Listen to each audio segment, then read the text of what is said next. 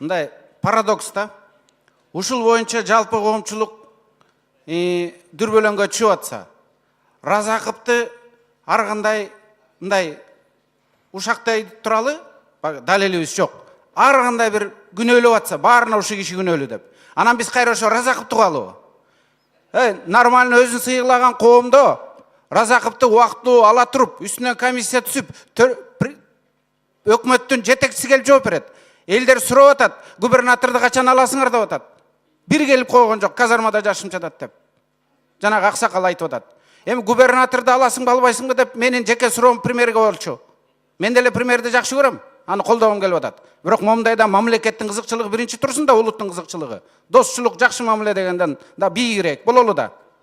Ошондуктан премьер өзү келсин. Анан кээ бирлер айтып атасыздар, урматтуу коллегалар, убакыт. Бир жумада убакыт чечилбейт. Андан көрөк эл эмнени күтүп атат? Эл ток этер конкреттүү жоопту күтүп атат. А бул жерде Разаков не деп айтат? Мен күнөөлүү эмесмин дейт. Анын баары ушак дейт.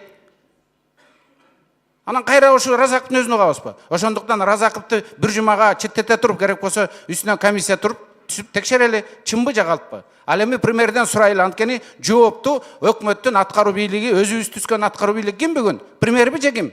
Анан ушундай маалда ошко кетип калганы бул туурабы? Ушундай маалда айыл чарбага шылтап кетип калганы туурабы? Туура айтып атат бир коллега. Өзү келиш керек эле. Урматтуу депутаттар, мен барам силерге күтүп тургула деп. Шылтоолоп качып кетпей.